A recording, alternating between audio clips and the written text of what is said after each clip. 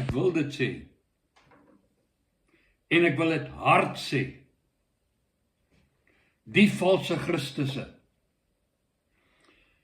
en hulle valse profete en hulle valse leraars is so dom en absurd om enige iemand in die hemel of op aarde met Jesus Christus te vergelyk. Dis soos om 'n Boeing 747 Airbus te vergelyk met 'n klein plastiese ou vliegtuigie van Chinese oorsprong wat uit 'n Lucky Packet uitval. Hoe arrogant, hoe mislei, absurd en oningelig kan 'n mens wees. Kom ons kyk of daar iemand is wat kan vergelyk met wat in Kolossense 1 vers 15 tot 17 oor Jesus Christus gesê word. Dit lees so: Hy, Jesus, is die beeld van die onsienlike God, die eersgeborene van die hele skepping. Luister mooi, want in hom is alle dinge geskape, wat in die hemele en op aarde is, wat sienlik en onsienlik is, trone sowel as heerskappye en owerhede en magte, alle dinge is deur hom en tot hom geskape. Hy is voor alle dinge. In hom hou alle dinge stand. En hy is die hoof van die liggaam, naamlik die gemeente. Hy wat die begin is, die eerstgeborene uit die dode, sodat hy in alles eerste kan wees. Let wel, eerste en in alles, nie tweede of gelyk aan iets wat hy geskep het nie. Want dit het die Vader behaag, dat in hom die ganse volheid sal woon. Wie kan jy daarmee vergelyk van al hierdie pikkewyne? In hom hou alle dinge stand, sê hy. Met ander woorde, hy hou die ganse skepping in stand. Luister, die valse Christusse, die valse profete en company en key, is almal dood of hulle sterwend. Die wat huidiglik lewe, sukkel om hulle tande, knieë, bloeddruk, lewens, huwelike, gesindhede en reinheid in stand te hou. Almal van hulle is sterwend en aan die agteruitgaan en bestem vir die oordeel wat Jesus Christus oor hulle sal vel. Soos dit dan pragtig gestel word aangaande Jesus in Hebreërs 7. En nog baie duideliker is dit as daar 'n ander priester opstaan na die ewe beeld van Melchisedek, een wat dit geword het, nie kragtens die wet van 'n vleeslike gebod nie, maar uit die krag van onvernietigbare lewe.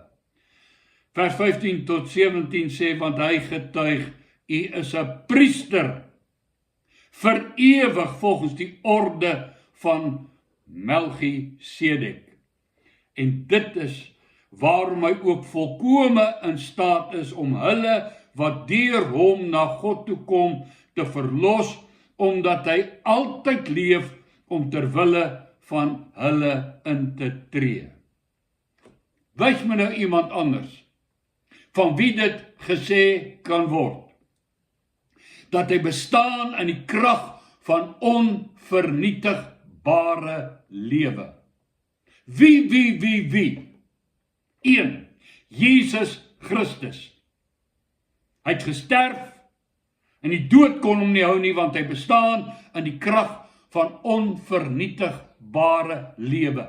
En omdat hy leef, kan hy altyd intree vir ons en ons volkome red.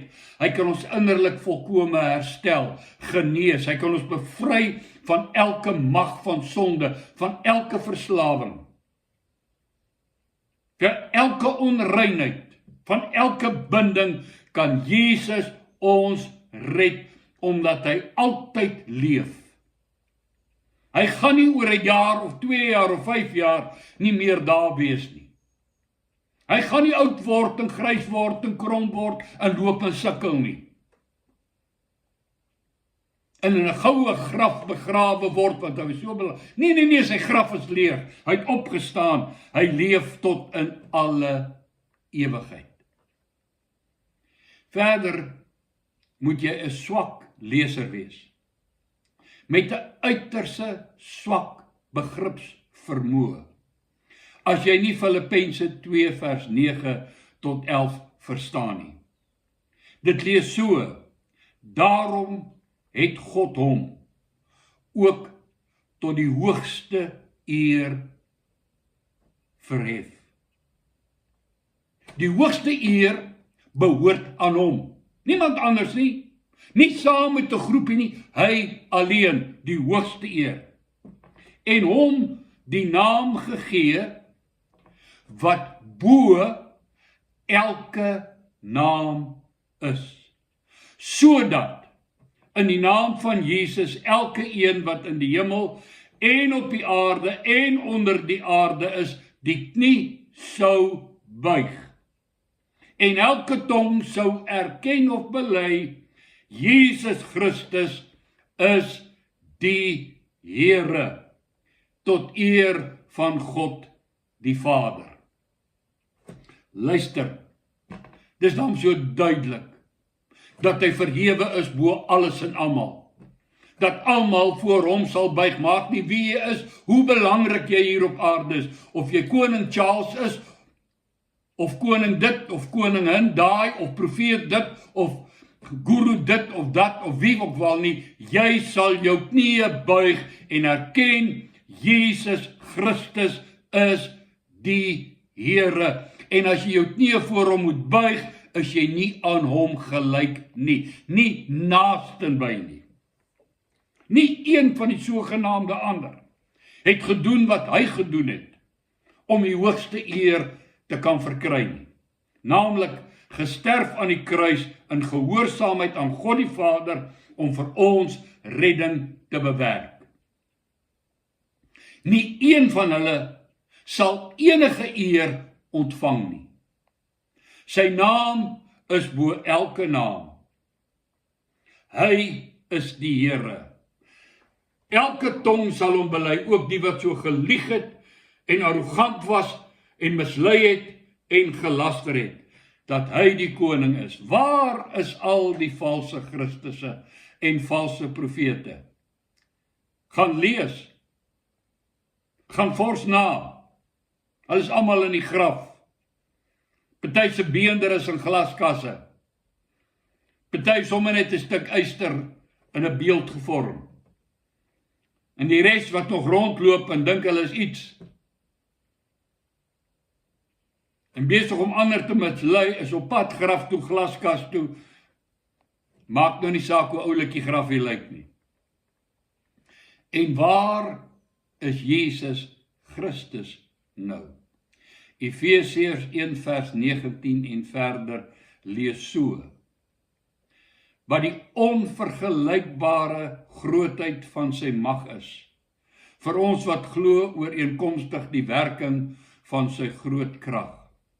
Dit is God, wat hy uitgeoefen het in Christus, toe hy hom uit die doodheid opgewek het, en hom laat sit het aan sy regterhand in die hemele, bo elke owerheid, en gesag, en mag, en heerser.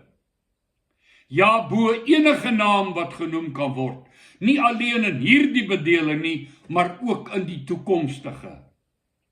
Hy het alles onder sy voete gestel. Waar is Jesus? Aan die regterhand van God, bo alle mag en owerhede.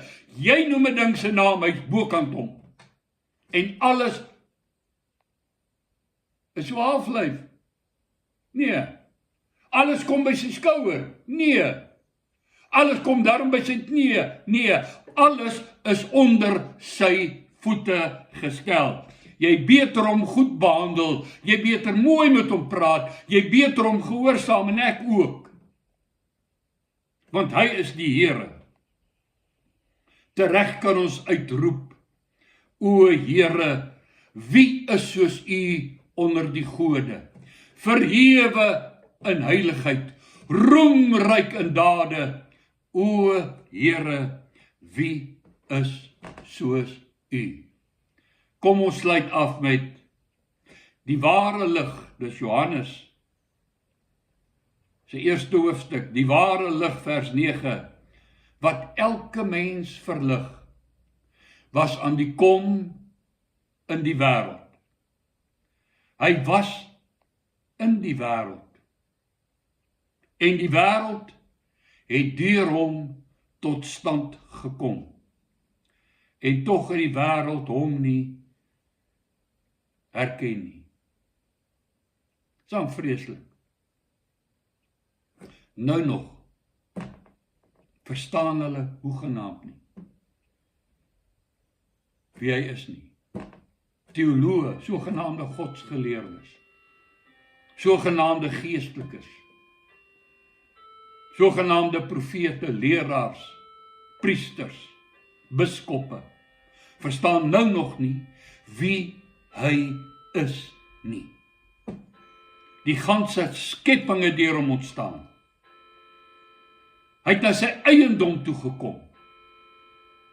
Sy skepping, sy mense. En tog het sy eie mense hom nie aangeneem nie. Maar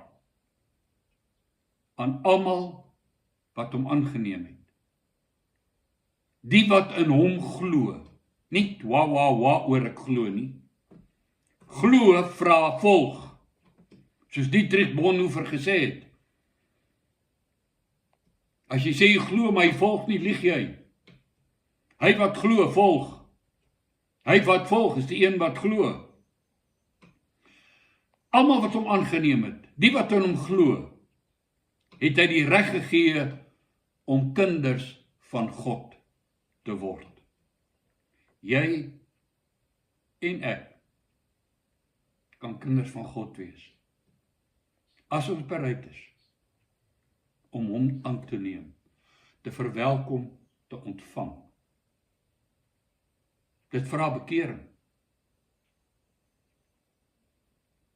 Dit vra dat ek hom vat en ek verhef hom bo die springbokke. Want hy is. Dit vra dat ek oor hom opgewonde moet raak. Hom waaragtig moet liefkry. Dis aanneem. Jy's myne, ek vat jou vir my. Ek ontvang jou, eergas in my lewe. As ons bereid is om ons te bekeer, en ons Jesus Christus, as Christus, verlosser en Heer, in ons lewe kroon, ons kruis opneem, ons self verloon, en hom elke dag volg. Paulus sê, om hom te ken, is beter as om Sabbat te hou, of te probeer hou, niemand hou dit in elk geval, hulle lieg. Ons hou die wet, jy lieg. Om hom te ken. Om hom te ken. Alle ander goed is trek. Om hom te ken. Jy ken nie wie jy waaragtig ontvang. Mag jy hom ken. Mag jy hom dien. Mag jy hom lief hê. hierdie koning van die konings, Heer van alle Here. Here, ons het nie die vaagste benul met wie ons regtig te doen het in Jesus Christus nie. Die mensdom is dood in sonde en in misdade. Maar U het gesê, elkeen wat U aanroep sal U red. U sal ons lewe gee, geestelike lewe. Ons sal kinders wees vir U en U sal vir ons 'n Vader wees. Ek bid vir elkeen wat my hoor, dat U genadig sal wees, dat U in hulle lewe sal werk, hulle nader trek aan U, in hulle werk om te wil, en te werk na U welbehae, dat U koninkryk sal kom in hulle lewe, U naam in hulle lewe verheerlik sal word, U wil in hulle lewe sal geskied. En Here, dat U hulle sal bewaar van die bose. Vra dit tot eer van Hom, wat uittroon bo alle dinge.